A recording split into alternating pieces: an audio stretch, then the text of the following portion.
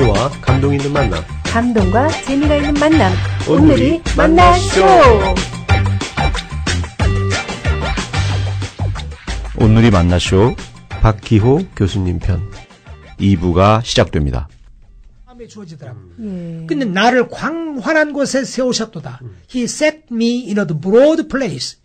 네. 넓은 길에 세웠다는 의미가 뭔가. 그 말씀 묵상하고 있는데 군대 사회는 진급 안 하면 아버지 같은 사람한테도 반말하고 예. 진급 안 하면 별 볼 일 계급사회니까, 없거든요. 계급사회니까. 거기는 네. 계급 사회니까. 근데 너무 좁잖아요. 거기는. 네. 광활한 곳이 뭔가 생각하는데 주마등 같이 과거의 삶이 쫙 내 앞에 전개가 되는데 3번 주님께 선교사로 헌신했던 사실. 네. 성경 말씀으로 에베소서 3장 8절 9절과 사도행전 26장 16절 18절인 말씀으로 하나님이 말씀하셨던 그 말씀이 생각나잖아요. 네. 어? 내가 헌신을 어떤 동기에서 했지? 내가 그때 무슨 로맨틱한 무슨 선교사에 대한 생각을 가지고 했나? 정말 말씀에 붙여서 로마서 12장 1절에 3절 그러므로 형제들아 내가 하나님의 모든 자비하심으로 너희를 권하노니 너희 몸을 하나님이 기뻐하시는 거룩한 산제사로 드리라. 이는 너희의 드릴 영적 예배니라. 너희는 이 세대를 본받지 말고 오직 마음을 새롭게 함으로 변화를 받아 하나님의 선하시고 기뻐하시고 온전하신 뜻이 무엇인지 분별하도록 하라는 이 바울의 로마교회 성도들에게 한 말씀. 이 말씀을 스탠리 솔토 박사께서 소열도 박사께서 1971년 후암교회 선교부흥회 때 그 말씀으로 도전을 해주셨고 내 몸을 하나님이 기뻐하시는 거룩한 산제사로 드리겠다고 내가 아골짝 골짝 빈들에도 복음 들고 가겠다고 소돔 같은 거리에도 가겠다고 그렇게 약속을 해놓고 베트남이 문이 닫혔다고 내가 장기 복무하고 선교사로 갈 생각을 까마득하게 잊어버리고 그걸 접고 한 게 이건 다람쥐가지 않다. 예. 하나님 나를 선교사로 부르셨는데 이게 그러니까 하나님이 하도 군대 생활을 즐기니까 안 나갈 것 같으니까 병원에 입원해서 그러셨구나. 그렇게 생각을 하게 하시고 깨닫게 하시고 선교지로 가게 하셨던 것 같아요. 예. 그래서 그렇게 몸이 아픈데도 선교지로 가기 위해서 서둘러 제대를 하신 거예요? 참 아주 참 중요한 질문을 해주셨는데요. 그 당시에 제가 말씀으로 또 3차례 선교 헌신을 통해서 주의 종도를 통해서 말씀해 주셔서 헌신하게 하셨는데 그런데 지금 하나님께서 그 곤고한 때 생각함을 통해서 또 시편 말씀을 통해서 깨달음을 주셔서 제대를 해야겠는데 네. 선교지로는 어디로 나가야 할지 모르잖아요. 그렇죠. 네. 그래서 그 제 마음 가운데 선교사로 나가야겠는데 네. 마음에 또 다른 생각이 드는 거예요. 그 사탄이 준 생각이겠죠. 예. 어느 나라로 가야 할 줄도 모르면서 선교지까지 나타나지도 않았는데 무슨 제대하냐. 그렇죠. 선교지나 나타나면 제대를 하지. 네. 그리고 여기 국군 수도 통합병원에 들어누워 있으면 육군 대위 봉급 16개월분을 받고 네. 아무것도 안 하고 들어누워 있으면 월급 나오고 음식 보험 무료고 모든 의료비 뭐 다 무료고 그렇죠. 다 누릴 수 있는데. 근데 몸이 하나도 안 좋아진 상태에서 만약에 제대하고 나가면 이 혜택 못 받고 네. 봉급도 끊기고 그 다음에 혜택도 못 받고 병원에 입원하려면 돈들을 내가 내 돈으로 내야 되고 여기 있으면 다 돈 나오는데 그렇죠. 그리고 여기다 죽으면 또 포상금이나 뭐 이 포상금. 동작동 국립묘지에 묻힌다 영웅의 묘에 그렇네요. 그 현충일 때 아내와 딸이 그래도 남편이 없고 아버지가 없지만 나라를 위하여 일하다가 육군 대위 박규의 묘 현충원에 가서 이렇게 가서 방문하고 묘를 방문하는 거다고 여기다 죽으면 밖에 나가서 죽으면 전라북도 부안군 부안읍 박씨 선산 아무도 벌초도 안 해주는데 너 생각해봐. 여러 가지 생각을 많이 하셨네요. 여러 가지 생각해봐 도대체. 지금 선교사로 나가게 지금 제대를 하는 게 지금 말이 돼? 그러는 거예요. 그렇죠. 그런데 하나님이 역시 부르셨기 때문에 그때 성령께서 말씀해 주신대. 옛날 성경을 많이 외웠거든요. 네. 그런데 성경 말씀 가운데 창세기 12장 1절 말씀이 떠오르는 거예요. 네. 네. 하나님이 아브라함에게 이르시되 너는 본토 친척 아비집을 떠나 내가 네게 지시할 땅으로 가라. 나 옛날에 외울 때 네. 열심히 잘해온다고 했는데 그때 생각에는 어떻게 생각했냐면 네. 내가 네게 지시한 땅으로 가라 그런 줄 알았거든. 네. 분명히 지시할 땅으로 가라는데 지시한 땅으로 가라고 생각을 해서 네. 깊이 있게 그걸 묵상을 안 네. 했던 것 같아. 근데 네. 그 지금 여러 가지 인간적으로 생각하면 제대하는 건 바보야. 그렇죠. 말도 안 그렇죠. 되는. 말도 안 되는 거야. 선교지에 네. 어느 데로 가야 할 줄도 모르고 네. 몸도 안 직장도 좋아졌고 없고. 직장도 네. 없고 네. 또 어디 제대하고 나가면 또 건강을 돌봐야 하는데. 그럼요. 근데 하나님이 그 말씀을 떠오르게 하시는 거예요. 예. 내가 네게 지시할 땅으로 가라. Go to the land I will show you. 아직 안 보여줬어. 예. 아브라함에게 처음부터 갈대아 우르에서 떠날 때 너 가나안 먹지로 그러지 않았어. 네. 떠나라 해서 떠나니까 하란에가 아버지 돌아가실 때까지 머물 때까지 몰랐어. 네. 근데 그때 나타나셔서 가라 해서 가신 거지. 네. 그래요. 그런데 또 히브리서 11장 8절에 내가 옛날 외웠던 말씀이 생각나. 네. 아브라함은 부르심을 받았을 때 칼바를 알지 못하고 믿음으로 떠났으며 네. 아브라함은 부르심을 받았을 때 칼바를 알지 못하고 믿음으로 떠났다는 거야. 근데 그때 마침 선교지가 나타나지도 않았는데 제대한다는 것은 마치 이사갈 집을 마련도 안 해놓고 차에다 짐부터 싣고 따라가는 것과 똑같은 심정이었어요. 그러네요. 그러나 믿음으로 예. 나를 인도하신 주님이 신실하신 분이기 때문에 너는 마음을 다하여 여호와를 의뢰하고 네 명철을 의지하지 말라. 너는 범사의 그를 인정하라. 그리하면 내 길을 지도하시라는 말씀처럼 그 주님 말씀을 믿고 제대를 했어요. 네. 모든 걸 다 계산하지 않고 제대를 본인은 했어요. 그냥 믿음으로 가지만 옆에 네. 계신 사모님은 어떻게 또 상인하셨을 거 아니에요. 그게 또 쉽게 억셉트가 안 되셨을 수도 있을 텐데. 그러게요. 글쎄, 제가 선교사로 헌신을 했고, 선교사 네. 헌신한 줄 알고, 선교사로 가도록 하기 위하여 중매를 했기 때문에, 네. 저입 사람이 어떤 반대는 없었던 것 같아요. 네. 예. 그런데 그때 믿음으로 딱 제대를 하니까, 그때 아세아 연합신학대학원에서 풀러신학교와 더불어 선교학 신학 석사 과정 학생 모집을 하더라고요. 네. 7월 말에 제대했는데, 8월 달에 모집 광고를 보고 9월 달부터 제가 선교사로 헌신했지만 선교학을 한 번도 공부를 해보지 않았잖아요. 네. 와우, 제대를 하게 하시더니 하나님께서 선교학을 이렇게 공부할 수 있는 기회를 마련해 주시는구나. 열심히 공부했어요. 사명감 가지고 공부를 열심히 했어요. 얼마나 잘했겠어요. 그럼요. 들어갈 때부터 잘하시죠. 나올 때까지 자금 네. 다 받고 했지. 네. 그러면 어떻게 필리핀으로 가게 됐나? 예. 하나님이 나를 꿈으로 보여준 것도 아니고 뭐 환상 중에 나타나신 것도 아니고 음성을 들려준 것도 아니에요. 그런데 저하고 같이 베트남으로 가려고 했던 그분들. 김활령 선교사라는 선교사가 네. 네. 필리핀으로 갔었는데 제가 선교사로 헌신한 선교 동지인 줄 알잖아요. 예. 네. 그리고 저는 선교학 신학 석사회까지 공부했잖아요. 그리고 제가 옛날에 그 선교 훈련을 열심히 받았잖아요. 그러니까 선교 보고하러 와가지고는 와서 우리를 도우러 가면서 마치 마게도냐 사람처럼 필리핀에 와서 학교를 세우는 일을 해주고 지도자 양성한 일을 해달라고 초청을 해요. 네. 또 우리 동기동창 목사님들이 만장일치로 박교 목사가 가면 우리가 전적으로 후원하자 해가지고 또 후원자가 생겼어. 와. 그래가지고 필리핀으로 갔어요. 몸이 아직도 다 좋아지지 않은 상태에서 예. 그때 좀 4살 좀 덜 된 딸하고 14개월 된 딸 데리고 그리고 아내하고 같이 이제 상하의 나라 항상 더위밖에 없는 여름밖에 없는 나라로 갔죠. 근데 갈 때 의사 선생님이 절대 안정, 절대 보온, 절대 식이. 그래서 음식 조심하고 무리하지 말고 그다음에 몸을 따뜻하게 하고. 근데 필리핀은 항상 더운 나라잖아요. 근데 몸이 안 좋아진 상태에 순종하고 갔는데 제가 시편 118편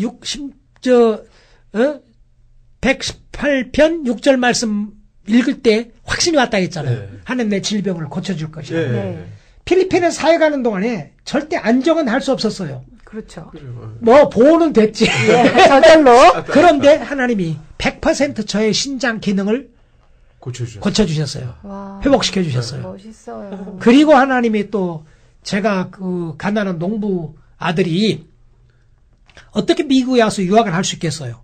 그래서 선교사로 사역하는 동안에 후원자들이 후원해주고 기도해주고 해서 미국에 와서 박사 공부도 하게 하시고 이제는 또 여기 와서 교수 사역도 하게 하시고 참 그래서 하나님은 정말 주님께 순종할 때 네. 인간적인 계산으로는 도무지 답이 없는데. 답이 예. 없고 또 내게 손해가 될 것 같고 예. 제대하고 선교제로 가는 건 그러나 주님이 부르신 주님의 약속 말씀을 믿고 나갔을 때 아브라함에게 하나님이 그렇게 약속했거든요. 예. 내가 너로 큰 민족을 이루고 내가 네게 복을 줄 것이며 내가 네 이름을 유명하게 창대하게 해줄 것이며 너는 복의 근원이 될 것이며 누가 너를 축복하면 내가 그를 축복하고 누가 너를 저주하면 내가 그를 저주하리라. 땅 위의 모든 민족이 너를 인하여 복을 받게 하리라 한 말씀처럼 정말 저는 정말 부족하기 짝이 없는 사람이지만 하나님이 만나주셨고 하나님이 부르셨고 단순히 주님의 인도하심에 순종했을 때 오늘날과 같이 주님께서 그 창세기 12장 2절 3절에 있는 그 약속을 다 누리며 살게 하시는 것 같아요. 그래서 저는 엄청나게 복을 받은 사람입니다. 지금도 I'll make you into a great nation. 내가 너로 큰 민족을 이루리라. 얼마나 많은 사람을 좀 섬기고 살아요. 또 내가 널 복을 준다. 엄청 복을 받았거든요. 나는 내 잔이 넘치나이다. My cup overflows. 정말 행복하거든요. 그리고 제가 정말 볼품없는 사람인데 유명하기도 했어요.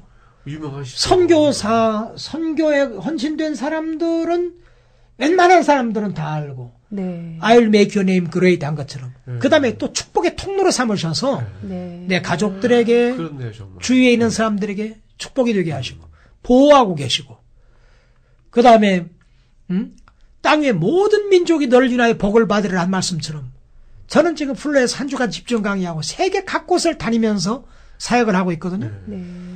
2월 달에는 인도네시아, 서울, 3월 달에는 러시아, 세계 각국을 다니면서 5대양 6대주를 다니면서 하나님이 민족들에게 축복이 되도록 네. 이렇게 사용하시는데 그러니까 순종할 때 하나님이 그렇게 그런 복을 주시는 것을 다 경험하고 그 살아있는 살아오세요. 간증이시네요, 정말. 아, 너무 은혜로운 말씀이신데요. 자, 그럼 이쯤에서 박기호 교수님을 이모저모 아기자기 알아보기로 할까요? 이른바 네모네모 퀴즈. 네, 저희가 아주 간단한 짧은 그 예. 질문을 계속 예. 드리는데요. 정말 그 질문 안에 들어가는 네모 안에 들어갈 말을 예. 정말 3초 후에 간단하게 얘기해 주시면 됩니다. 너무 깊이 생각하실 필요 예, 예. 없으시고요. 예. 자, 들어갑니다. 내가 제일 좋아하는 음식은 네모네모다. 하나, 둘, 셋. 좋아하는 음식은 쌀밥. 아우박하셔라. 농부의 아들이시네요. 자, 나의 특기는 네모네모다. 나의 하나, 특기는 둘, 셋. 사람을 격려하고 칭찬하고 하는 것입니다. 칭찬 격려. 네. 나는 선교사가 안 되었다면 네모네모가 되었을 것이다. 아마 영업사원 안 됐을까? 예. 내 성격 중에 네모네모는 좀 이상하다. 이런 게 있으신가요? 너무 솔직하다 할까? 감출 줄 모르는. 너무 오. 솔직하시다. 예. 내가 성경 인물 중 가장 사랑하는 사람은 네모네모다. 요셉이요. 자, 내가 가장 행복할 때는 네모네모 할 때다. 뭐 할 때 가장 행복하세요? 난 칭찬받는 좋아해. 예. 필리핀은 나에게 네모네모다. 제2조국입니다. 예, 다음 질문입니다. 내가 제일 못 참는 것은 네모네모다. 비난을 잘 못 참는 것. 예. 나의 멘토는 네모네모다. 나의 가장 훌륭한 멘토는 성령님이시죠. 자, 나는 내무내무한 사람과 함께 일할 때 신난다. 셀피시하지 아니하고 네. 그냥 뭡니까 희생적이라고 할까? 희생적이면서 예. 배려할 줄 아는 사람하고. 예, 예. 예. 네. 새 딸들에게 나는 네모네모한 아빠다. 자상한 아빠다. 자, 다음 질문입니다. 나는 네모네모한 학생들이 가장 사랑스럽다. 듣고 실천하는 사람들. 배운 것을. 내가 제일 아끼는 것은 네모네모다. 제 아내. 좀 예. 정치적인데요. 자, 내가 제일 귀찮아하는 것은 네모네모다. 잔소리. 예. 정말 내가 제일 좋아하는 음식이 쌀밥이라고. 뜻밖이에요. 제가 당뇨가 있어가지고 예. 네. 쌀밥 먹으면 안 되거든. 그러니까 근데 그렇게 쌀밥이 그렇게 맛있고 먹고 싶은데 몸이 안 좋으니까 못 먹어요. 그런 사람이 또 있으셨구나. 잡곡밥이나 이렇게 그런 것만 예. 예. 드시니까. 예. 맞아요. 그 특기가 격려와 칭찬이라고 하셨어요. 네. 참 특별한 특기인데 어떻게 해서 이렇게 개발을 하시게 되셨나요? 저는 저의 교수님 중에 한 분의 그 칭찬이 예. 오늘 제가 있는데 크게 기여를 했던 것 같아요. 네. 조금 전에 말씀드렸지만 예. 제 선생님 중에 한 분은 두 분 다 영어 선생님이었는데 공부가 자기 기대만큼 못 따라가 주니까 막 화를 내고 버침살도 그렇고 가라가고 막 이렇게 사기를 떨어뜨리는 분이 있는가 하면 맞아요. 그분 과목 하나 낙제당하고 또 다른 교수 과목을 하나 낙제당했거든요. 예. 최종수 교수님이라는 분이었는데 그분은 지난번보다 내 성적이 조금 좋아지니까 네. 그렇게 격려를 하고 칭찬을 하는 거예요. 예. 그렇게 그분의 그 칭찬과 격려에 실망을 안 시키려고 제가 열심히 공부해가지고 그분 과목은 항상 A를 맞았어요. 예. 그런데 그분이 내 선배 반의 클래스에 가가지고 그렇게 저를 칭찬하는 거예요. 후배 클래스에 가가지고 그렇게 칭찬하는 거예요. 네. 그렇게 전에 낙제도 당하고 공부를 못했는데 엄청 성적이 좋아졌다고. 길에서 선배도 만나고 후배 만나면 어떻게 그렇게 열심히 공부했길래 그렇게 선생님이 그 칭찬을 하냐고. 그래서 그분 실망 안 시키려고도 열심히 공부했어요. 제가 박사학위 논문 디펜스 딱 끝나고 첫 번째 떠오르는 분이 그분 얼굴이었어요. 네. 칭찬을 해주고. 그래서 저는 네. 제가 하나님이 그런 은사를 원래 주셨기도 하겠지만 저는 그렇게 사람들을 칭찬하고 격려하고 그런 걸 좋아해요.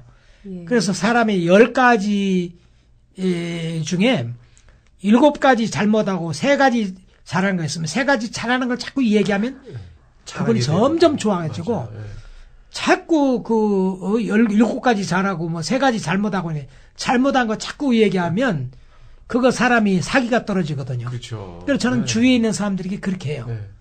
제 학생들이건 제 아내건 자녀들이건 친척들이건 옆에 있는 사람들께 칭찬을 하고 그러고 네. 바나바와 같은 예.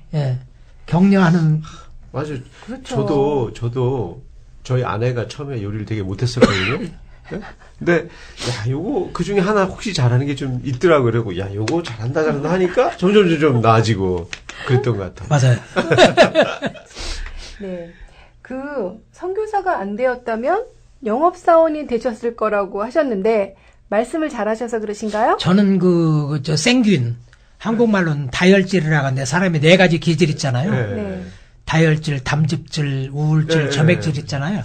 저는 다혈질, 생균에 속해요. 예. 저는 명랑하고요. 예. 사람 잘 사귀고 만나시는 거 좋아. 그 사람 격려하고 사람 도와주고 그런 걸 굉장히 좋아해요. 그래서 그런 사람이 영업사원 노릇을 하면 엄청 많이 판대요. 네. 근데 저 때문에 아이폰 산 사람이 수도 없이 많아요.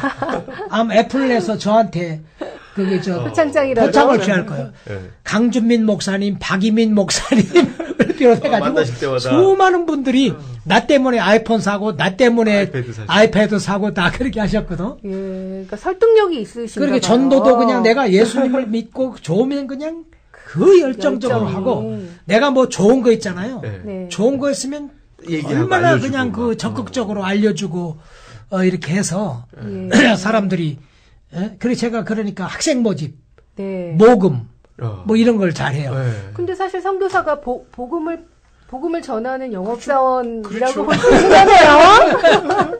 지금 너무 잘 전하고 계시잖아요. 예.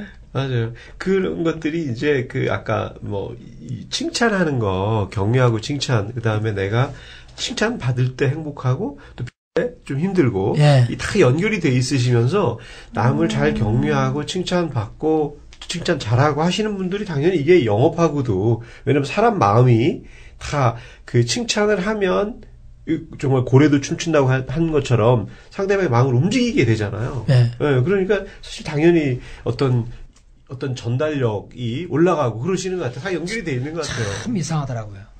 제가 지금 60이 넘었잖아요. 예. 그런데 뭐 한국에서는 뭐 60대 노인이 하는 마당인데 지금도 제 아내가 저를 칭찬하면요 살만 나요. 그냥 그죠. 더 잘하고 싶고 뭐 그런데 예. 뭐라고 이렇게 비난하거나 뭐 이러잖아요. 예. 그러면 빨리 가고 싶다. 그런 생각이 들어요. 그러니까 너무 공감이 너무 팍팍 됩니다. 정말 사람은 칭찬하고 격려해가지고 네. 이렇게 참 더불어 이렇게 네. 일해야지 비난하거나 뭐 비판하거나 그러면 그러는 정말 그건 덜 좋아요. 맞습니다. 그 성경 인물 중에 요셉이 가장 좋아한다. 내가 사랑한 사람은 요셉이다. 특별한 이유가 있으신가요? 그 성경에 보면 요셉은 많이 배운 것도 아니고 뭐 여러 가지 배경이 그렇게 훌륭한 것도 아니잖아요. 네. 그러나 항상 온유한 마음으로 순종하는 삶을 살았고 성경에 보면 여호와께서 요셉과 함께 하심으로 형통한 자가 되어 여호와께서 요셉과 함께 하심으로 형통한 자가 되어라는 말이 수도 없이 많이 나옵니다. 네. 그러니까 요셉은 여튼 그 어떤 환경 가운데서 불평하고 원망하지 아니하고 형들의 미움을 받아서 종으로 애굽에 팔렸고 보디바르 집에서 잘 되나 했더니 오해받아가지고 감옥에 가고 왕의 장관이 와가지고 자기를 감옥에서 꺼내주겠다 하더니 잊어버리고 네. 인간적으로 보면 정말 절망적이었는데 한마디도 불평하지 않았거든요. 예. 형님들은 내 생명을 헤아려 하기 위하여 이곳에 팔았지만 여호와께서는 생명을 살리시려고 나를 형님들보다 앞서 여기에 보냈다. 네. 그러므로 근심하지 마소서 한탄하지 마소서 나를 이곳에 팔았으므로 하나님의 생명을 살리려고 나를 이곳에 먼저 보냈다 한 것처럼 항상 원망과 불평이 없이 그 하나님이 두신 곳에서 충성했거든요. 네. 제가 플러신학교 올 때도 사실 저는 대학 1학년 때 선교사가 되기로 헌신했기 때문에 네. 영어 공부 열심히 했었어요. 예. 처음엔 낙제당했지만 열심히 영어 공부해서 한국을 떠나기 전에 한 40여 차례 통역을 했고 10여 개의 나라 온 사람 책도 번역하고 필리핀 가서 영어권에서 간판 통역 노릇을 하고 영어 잘하는 줄 알았어요. 그런데 여기 와가지고 플러에서 공부를 하는데 학문을 영어로 하려다 보니까 네. 성경 통역이 아니고 설교 통역이 아니고 그야말로 학문을 영어로 하려다 보니까 힘들더라고요. 굉장히 겸손하게 공부했거든요. 그래서 겨우 여기 박사학위 공부하고 간 사람인데 여기서 교수로 올라갈 때 나는 아니다 그런 생각을 했어요. 예. 공부도 겨우 하고 온 사람이 어떻게 가서 영어로 기라성 같은 그 선생님들하고 같이 어깨를 나란히 하면서 교수 사역을 미국에 살 수 있냐? 나는 아니라 그랬어요. 그런데 성령님께서 제게 요셉을 생각나게 하시더라고요.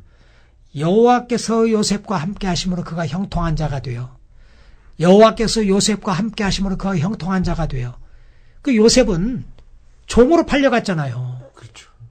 그가 뭐 이렇게 뭐 나보다 훨씬 배경이 좋지 않았는데 네. 그건 하나님이 함께 하셔서 형통한 자가 됐던 것처럼 제가 약속 말씀이 그거였어요.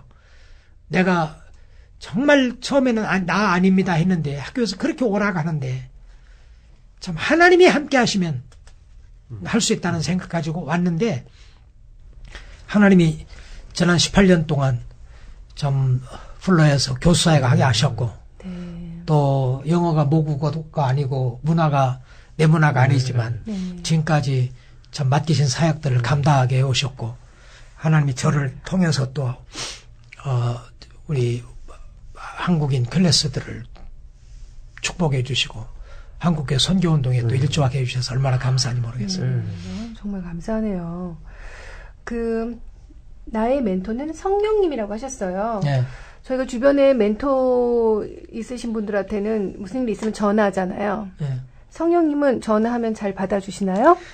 제가 성령님께 늘 이제 묻죠. 예. 근데 제게 이제 물론 인간적인 멘토 중에는 김의환 박사라고 돌아가셨습니다만 나성안교회 설립 목사님 그리고 총신대 총장하신 그분이 제 길을 많이 인도하셨고 그 전에는 아까 말씀드린 제게 구원의 확신을 주신 공인기 장로님 또 제 신앙생활 시작할 때 노인식 장로님 이런 분들이 계셨죠. 그때 이후로.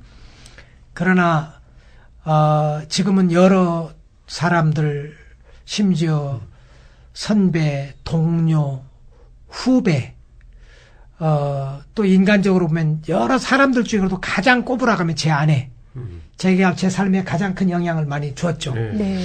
그러나 항상 다가갈 수 있는 분은 성령님이고 그래서 옛날에는 제가 하고 싶은 설교를 하고 하고 싶은 말을 하고 그랬더랬는데 요즘은 이제 항상 성령님께 누가 요청을 하면 설교 요청을 하고 하는 교회에서 하면 성령님 어떻게 할까요? 메시지를 전할 때도 성령님 여러 가지 메시지가 있는데 어떤 메시지를 전해야 할까요? 그거 묻고 늘 성령님께 묻고 좀 행하니까 그렇게 대답을 했어요. 저도 사실은 오늘 교수님 모시고 이 라디오 진행하기 전에 제 기도를 했는데 성령님께 저는 못해요.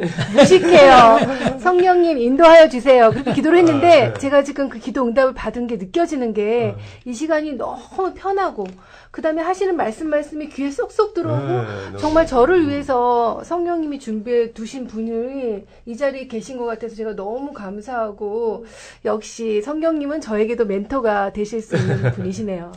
사람 멘토, 좋은 멘토를 이렇게 모시는 것도 매우 축복인데 제가 다윗을 보면 항상 하나님께 이렇게 물었더라고요. 이미 왕으로 기름 부음 받았잖아요. 근데 사울이 죽었으니까 왕으로서 마땅히 올라가야 하잖아요. 예루살렘으로 그것도. 그런데 다윗이 여호와께 묻자와 가로되 내가 유다의 한 성읍으로 올라가리까 묻습니다. 지극히 상식적 같은데 올라가라 그랬거든요. 그러면 어느 성읍으로 올라가리까 유다 성읍 가운데 당연히 예루살렘으로 가야지만 근데 당시에 예루살렘으로 가면 아직 저항 세력이 있잖아요. 그렇죠. 헤브론으로 가라 그랬거든. 다윗이 또 블레셋이 전쟁 쳐들어왔어요. 마땅히 왕으로서 나가 싸워야 하잖아요. 다윗이 여호와께 묻자와 가로되 여호와여 내가 이 블레셋과 나가 싸우리까 멘토링을 구하는 거예요. 그러니까 나가 싸워라 그랬거든. 대승을 거뒀죠. 근데 블레셋이 패하고 나서 다른 전술을 쓰고 또 쳐들어왔어. 그러니까 다윗이 지난번 하나님께 물었잖아요. 블레셋이 쳐들어오면 나가 싸우라고. 이번에 기도 안 하고 나갈 수 있는데 다윗이 또 여호와께 묻자와 가로되 여호와여 내가 나가 싸우리까 여호와께서 나가지 마라. 저 뽕나무 숲을 속에 가 있다가 사람 걷는 발자국 소리가 나거든. 그때 나와라. 내가 가서 그들을 먼저 앞서가서 치리라 그랬거든. 그러니까 사울의 죽은 것은 여호와께 묻지 아니하고 신접한 자에게 구했음이라. 응? 그가 여호와께 범죄하고 하나님 말씀을 순종하지 아니하고. 사울의 집과 다윗의 집 사이에 전쟁이 오래매 다윗은 점점 강성해 가고 사울은 점점 약해가니라 그랬는데 그 비결이 뭐였냐면 항상 여호와께 물었던 거예요. 그래서 우리가 목사님이나 장로님이나 누구에게 존경한 사람이 물을 수 있어요. 그러나 하나님께 항상 묻지 아니하면 큰 실수할 수 있어요. 사람이 깊이 생각하지 아니하고 어이 장로님 이 사업 한번 해보면 될까요? 해보시라고 그거 잘 된다고 하더라고. 했다가 망할 수 있어. 그러나 항상 실수 없으신 성령님께 성령님 이럴 때는 어떻게 하면 좋겠습니까? 항상 부르면 우리 너희 안에 행하시는 이는 하나님이시니 그가 너희로 소원을 두고 행하게 하시느니라 했잖아요. 그래서 항상 성령님께 묻고 하는 거예요. 저는 옛날에는요, 설교도 어디 설교부터 가면 옛날에 설교하니까 교인들이 이 설교 듣고 은혜 받더라. 그거 가지고 나가서 설교하고 그랬거든. 네. 근데 어떨 때는 은혜가 되는데 어떨 때는 전혀 은혜가 안 되는 거예요. 똑같은 설교인데. 예. 예. 그래서 항상 모세가 아침 일찍 일어나 회막에 나가서 여호와께 묻되 친구가 친구를 대면하여 얘기함 같이 여호와께 묻고 대답 듣고 여호와께서는 모세에게 말씀하셨고 모세는 이스라엘에게 말하였으며 이스라엘은 그대로 행하였더라 그랬거든. 하나님의 사람이 그래야겠더라고요. 옛날에는 젊어서는 떼튀고 내가 원하는 대로 젊었을 때 마음대로 했는데 나이가 들수록 하나님이 함께하지 아니하시면 예. 세우는 자의 수고가 헛되고 하나님이 성을 지키지 아니하시면 파수꾼의 경건함이 화사다. 그런 것처럼 말씀처럼 항상 하나님께 묻고 그 하나님의 그 인도하심을 따라 그 사는 것처럼 중요한 일 없는 것 같아요. 그 정말 좋은 말씀인 게 와닿는 게 이게 뭐 평소에 안 하다가 문제 있을 때만 한번 이렇게 기도하고 하면은 이게 정말 말씀인지 아닌지 잘 모를 것 같아요. 그러니까 커뮤니케이션을 같이 꾸준히 하면서 교제하고 말씀을 나누고 모든 일에 같이 나누고 듣고 하는 것들이 하다 보면 이게 어떤 말로 나한테 임하시는지 그 말의 메시지가 뭔지를 훨씬 나도 영적으로 더 깨어 있어서 더 빨리 알아들을 것 같고 그래야 정말 더 정확한 선택을 뭐 이렇게 갈 수도 있을 것 같고. 제가 그 전주중 대사였고 통일부 장관을 지낸 그 김하중 대사님을 존경하는데 김하중 장로님을 그분의 그 하나님에 대해서 책을 읽어보면 항상 그분은 하나님께 묻고 답을 얻고 그대로 행하고 항상 하나님께 묻고 답을 얻고 그대로 행하고 그러니 그분은 항상 하나님이 이렇게 속삭여 주시고 그분은 하나님의 말씀을 듣고 그대로 행하는 그런 삶을 살고 있더라고요. 근데 그것이 요한복음 14장 21절에 그런 말씀이 나와요.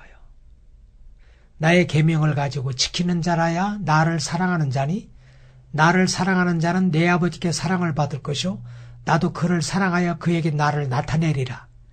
말씀을 순종하면 자꾸 주님이 나타내 보여주시는 거예요. 순종 안 하면 거룩한 것을 계획해 주지 말고 너희 진주를 돼지에게 던지지 말란 말씀처럼 아무리 말씀을 들어도 순종하지 않으면 하나님이 더 이상 안 보여주시는 거예요.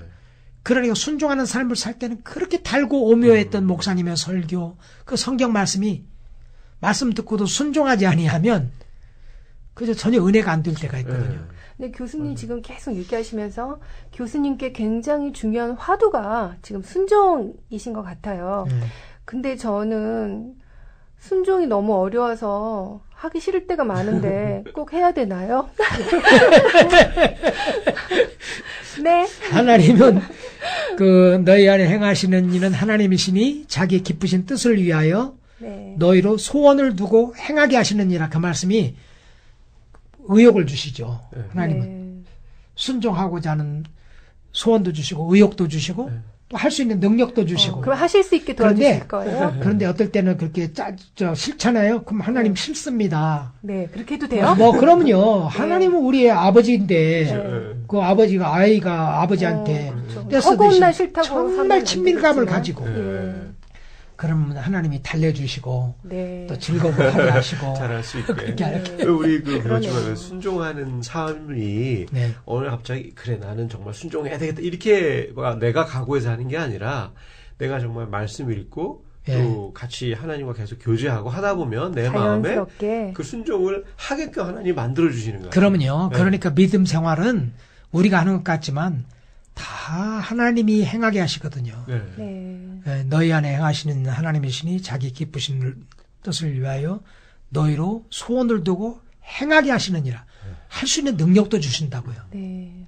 맞습니다. 그걸 믿고 순종해야 되겠네요. 하여튼 우리 그 짧은 네모네모 퀴즈였는데 너무 심오하고 은혜롭고 빨리 답을 해주셨지만 하여튼 그러시네요. 저한테 제일 그 인상 깊었던 것은 내가 제일 아끼는 것은 네모네모다 해서 아끼는 것은 우리 아내다. 근데 이거 진심이신가요? 그러면요. 그럼요. 전 세계에서 듣고 계신데, 그러면요. 예, 사모님도 멋진 당연히 남편이시네요. 들으실 거고. 예, 예, 너무 감사드리고요. 저희가 아직 이민자잖아요. 네. 이민자인데 정말 자료를 보니까 교수님께서는 그 이민자 평신도가 하나님 나라 확장에 중요한 도구로 쓰인다. 뭐 네. 이렇게 말씀하신 바가 있으세요. 네. 어떤 의미로 볼 수 있을까요?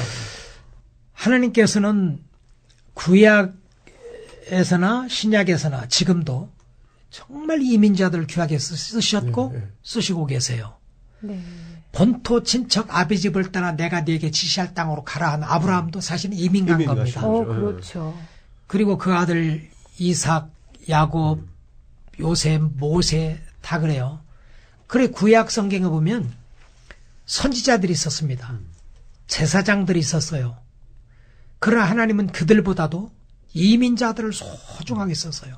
네. 아브라함, 그 다음에 그 애굽의 구원을 위하여 요셉, 이스라엘을 위하여 모세, 느헤미야, 에스더, 사드락, 메삭, 아벳느고, 바벨론 제국 구원을 위해서, 그리고 나만 장구 집에 가 있던 이스라엘의 전쟁포로 끌려갔던 게지바이, 또 나오미, 구약 성경에 세계 구원을 위하여 쓰임 받은 사람 거의 다 이민자들이에요. 와. 그렇네요, 정말. 그렇네요. 그들은 막강한 무슨 강력한 무슨 주류가 아니었어요. 그렇죠. 모두 다 그저 전쟁 포로로 끌려갔거나 그 장사하러 갔거나 아니면 어떻게든지 이 본토를 떠나서 이민 생활하던 사람들을 열국 중에 사용을 하셨거든요. 그리고 신약에도 보면 예루살렘에 여러 원사들, 기라성 같은 원사들이 있었지만 바나바와 바울, 구브로와 구레네, 다소 이런 데 가서 이민 생활하던 그들을 귀하게 썼거든요. 안디옥 교회도 세워진 걸 보면 때 스테반의 일로 흩어진 자들이 구레네와 구브로와 안디옥에 이르러 도를 유대인에게만 전하는데 본토에서 온 사람은 말과 문화가 안 통하니까 유대인들에게만 전하더라 이거죠. 네. 흩어났는데 복음 전하도. 네. 네. 그러나 그들 중에 구레네와 구브로에서 이민 생활하던 사람들이 안디옥에 이르러 도를 유대인에게도 전하며 주의 손이 그들과 함께 하시며 수다한 사람이 믿고 죽게 돌아오더라 했잖아요. 그 수많은 이민자들을 사용했고 지금도 고려인들, 구소련에 살고 있던 한인들, 그 다음에 조선족들, 중국에 있는 한인들, 그리고 미국에 있는 한인들, 세계 지구촌 각곳에 있는 한인 이민자들 하나님이 얼마나 소중하게 쓰고 계신지 몰라요. 한인 이민자뿐만 아니고 흩어져 있는 나이지리아, 영국에 있는 나이지리아, 또 저쪽에 우크라이나에 있는 나이지리아 사람이 그 지역에서 가장 큰 교회 목회들을 하고 있거든. 외국에 가가지고. 예. 하나님이 정말 이민자들을 소중하게 쓰고 계시죠. 근데 저는 이민자긴 한데 사실 저는 복음을 전하려고 온 게 아니라 그냥 잘 먹고 잘 살려고 온 거거든요. 네. 그런데 그게 하나님의 뜻인가요? 그러면요. 하나님은 역사의 주인이고 섭리의 하나님이잖아요. 근데 우리가 하나님의 복음의 말씀은 목사와 선교사들에 의하여 전해진다고 생각을 해요. 사람들이 일반적으로. 네. 그런데 하나님이 세계 구원을 위하여 쓰시는 방법은 4가지가 있어요. 첫째는 선교적 의도를 가지고 선교하기 위하여 복음을 전하기 위하여 이제 자발적으로 나가는 사람들. 요즘 선교사처럼 네. 목사들처럼. 네. 그런데 하나님은 그런 사람도 사용하지만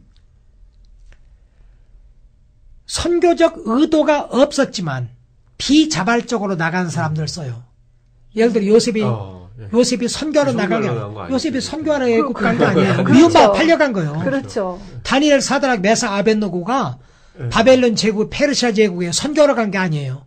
전쟁포로로 끌려갔어요. 그렇죠. 또 나오미가 복음 전하러 모압 지방에 암몬 지방에 간 거 아니에요. 그 베들레헴에 흉년 드니까 그냥 그 피해 간 거예요. 네. 나만 장구 구원하려고 그 이스라엘의 계집 아이가 간 거 아니에요. 그 전쟁 포로로 끌려가서 식모로 끌려간 거예요. 그런 일들이 비일비재해요. 예. 그러니까 이 하나님은 선교적 의도를 가지고 나가는 자발적으로 나가는 사람도 사용하지만 선교적 의도가 없이 다른 목적으로 나갔지만 네. 하나님이 그들과 함께 하시면서 그들을 사용하셔가지고 그들을 통하여 열국을 구원하는데 어쩌면 이런 사람들 통하여 더 많이 더 효과적으로 돌아와요. 인위적으로 사람 만나서 복음 전하기보다는. 또 하나는 하나님이 사용하는 또 하나의 방법은 자발적으로 나오는 사람들을 사용해요. 예. 우리가 자발적으로 나가거나 비자발적으로 나가서 우리가 말로 복음을 전하는 사람들을 통해서 복음을 듣고 사람들이 죽게 돌아오기도 하지만 백문이 불의 일견이라고 했잖아요. 네. 성경에 보면 이같이 너희 빛을 사람에게 비추게 하여 저희로 너희 착한 행실을 보고 하늘에 계신 너희 아버지께 영광을 돌리게 하라고 했잖아요. 베드로전서 3장 15절을 보면 너희 안에 그리스도를 주로 삼아 거룩하게 하고 우리가 구별된 삶을 살고 네. 너희에게 있는 소망에 관한 이유를 묻는 자들에게는 대답할 것을 항상 예비하되 오녀 두려움을 안 하겠거든. 네. 그러니까 자발적으로 나가거나 비자발적으로 나가서 입으로 복음 전하는 사람을 통해서도 사람이 죽게 돌아오지만 복음을 삶에서 그야말로 실천하는 삶을 아름다운 삶을 사는 우리를 보고 사람들이 우리에게 물어와요. 매력을 느끼고. 네. 네. 예를 들어서 스바 여왕이 솔로몬에게 베푸신 하나님의 그 크신 은혜와 지혜의 말씀 듣고 죽게 나왔어요. 룻이 자기 시어머니 나오미의 그 경건한 삶을 보고 죽게 나왔어요. 네. 돌아가라 네 민족에게. 그럴 때 어머니 나 돌아가라 하지 마옵소서. 어머니 가시는 곳에 내가 가고 어머니 유수 가시는 곳에 내가 유수 가고 어머니가 죽어 장사 지는 곳에 내가 그곳에 장사되고 어머니의 하나님이 내 하나님이 되고 어머님의 백성이 내 백성이 되리이다 그랬거든요. 뭘 보고 그렇게 했겠어요? 그 주님을 경외하고 사랑하는 어머니 며느리를 사랑하는 그 삶을 보고 자기도 그렇게 살고 싶은 거예요. 네. 고넬료가 이스라엘의 장교였어요. 예? 네. 그런데 이 사람이 어떻게 죽게 돌아왔어요? 하나님의 백성들이 그 삶을 보고 돌아오고 또 베드로 초청해서 말씀 듣고 그랬잖아요. 그 다음에 또 하나의 마지막 방법은 비자발적으로 나오는 사람이 있어요. 우리 아름다움을 통해서도 보고도 나오지만 예를 들어서 아프리카에서 온 아프리칸 아메리칸들 그들이 뭐 믿는 사람들 아름다운 삶을 보고 온 게 아닌데 어쩔 수 없이 끌려왔는데 믿음의 삶을 사는 그들을 보고 있다가 정말 하나님을 알게 됐고 네. 또 열왕기 상에 보면 그 이스라엘 백성들이 사마리아에서 그때 아수르 왕 애굽 왕이 다 그들을 그 제사장을 다 잡아가고 사마리아에 별로 사람이 없었잖아요. 다른 민족들을 거기에 다 강제 이주시켰거든. 이주시켰는데 그들이 와서 보니까 이분들이 우상을 거기 섬기게다가 하나님한테 벌을 받아가지고 수많은 사람이 죽었거든. 네. 그래 그것이 왕에게 보고 가니까 왕이 잡아간 옛날 사마리아 제사장들 다시 돌려보내가지고 그들에게 종교교육 시키라 해가지고 그들이 예수 믿고 하나님 믿고 많이 돌아왔거든. 네. 그러니까 하나님이 사람을 구원하는 방법이 여럿인데 저것도 4가지인데 그러나 그 중에 이 이민자들 비자발적으로 나간 사람들 나는 잘 먹고 잘 살고 유학하고 공부하러 왔지만 하나님이 여기서 만나주시고 사명감 갖게 해주시고 놀라운 변화를 일으키신단 말이죠. 결국 우리가 하나님의 인도하심 안에 있었네요. 맞아요. 참 저도 이렇게 제가 한국에 있었으면 저는 미국에 와서 신학을 갖게 된 사람이거든요. 근데 있었으면은 사실 그냥 한국 문화나 그 생활의 삶 속에서 그냥 살았을 텐데 이렇게 어찌어찌 와가지고 잘 먹고 잘 살아 왔다가 또 이렇게 신앙을 갖게 되고 또 그런 어떤 하트를 가지고 이렇게 또 말씀을 전하는 사역을 하게 하시고 이런 것도 어떤 식으로 이렇게 교수님 말씀 들어놓으니까 이게 그냥 뭐라면 남의 얘기가 아니라 또 이민자로서 저한테도 아주 쏙쏙 들어오는 그런 얘기인 것 같네요. 근데 우리가 의식을 못해서 그렇지 또 의식을 하게도 되고 그러나 하나님은 다 하나님의 계획 가운데서 우리가 유학하러 왔던 예. 아메리칸 드림을 이루기 위해서 왔던 우리에게는 그런 목적으로 왔다 할지라도 하나님은 그걸 전부 뒤에 다 오케스트라처럼 하나님은 다 섭리하시는 거예요. 네. 어느 날 하나님의 은혜와 사랑을 깨닫기도 하시고 복음을 위하여 헌신하기도 하시고. 맞습니다. 저희가 이제 요새 교수님 하면 또 비즈니스 미션에 대해서 저희가 좀 여쭤볼 말이 많은데요. 이제 비즈니스 미션이라는 말을 많이 듣잖아요. 듣는데 정말 신앙은 신앙이고 또 비즈니스는 비즈니스고 이렇게 따로 생각하면 쉬운데 이 두 가지를 어떻게 접목시킬 수 있을지 궁금한데요. 비즈니스를 하면서 돈도 많이 벌어야 되고 그러면서 그거를 어떻게 미션으로 연결할까 하는 그 비즈니스 미션에 대해서 좀 설명해 주실 수 있나요? 예, 어떤 분들은 비즈니스를 해서 이윤을 내가지고 자기 필요도 채우고 다른 사람도 도와주고 선교하고 이런 생각으로 비즈니스를 하나의 선교를 위한 그 도구로 그렇게 생각하는 사람도 있고 네. 어떤 사람 선교를 위해서 한다는 사람도 있고 하는데 비즈니스 에스 미션은 비즈니스 자체가 예, 선교를 위하여 하나님의 영광을 위하여 이제 하는 것을 의미하는데 그 비즈니스 에스 미션을 너무 그냥 요즘 말하는 그 경제인 비즈니스만 생각하면 이 비즈니스만 종사하는 사람이 많지 않잖아요. 네. 그러나 어떻게 보면 저는 개인적으로 우리가 명함 달러 갈 때 비즈니스 카드 있냐고 하잖아요. 네. 제게 비즈니스 카드는 교수 명함이에요. 네. 내가 무슨 사업하는데 사업 명함이냐고 물어보는 게 아니거든요. 네. 의사에게는 또 뭐 의사 명함이고 그러니까 어떻게 보면 마켓플레이스 미션이라는 말을 나는 더 좋아하는데 네. 하나님이 어떤 곳에서 어떤 직종에 부르셨든지 바로 그것을 하나님의 영광을 위하여 너희는 택하신 족속이요 거룩한 나라요 왕같은 제사장들이요 우리를 어두움 가운데 불러내어 빛 가운데 이르게 하신 하나님의 아름다운 덕을 선전하게 하려 하심이란 것처럼 목사님과 선교사만 주의 종이 아니라 모두 주의 종이 돼서 주님이 부르신 부름을 따라 주님이 주신 은사를 가지고 주님이 주신 직업 그 직종에 이것을 교회에서 예배하고 복음 전하고 봉사하고 선교하고 이거 나누지 말고 네. 바로 하나님이 나를 이곳에 보낸 이게 바로 선교지다는 생각 가지고 그런 사명감 가지고 그 일을 특별히 골로새 3장 23절 24절 보면 까다로운 주인 믿지 않는 주인 밑에서 일하는 크리스찬 종업원에게 하는 얘기거든. 무슨 일을 하든지 마음을 다하여 죽게 하듯 하고 사람에게 하듯 하지 말라. 이는 유업의 상을 죽게 받을 줄 알미니 너희는 주 그리스도를 섬기느니라. 그랬잖아요. 네.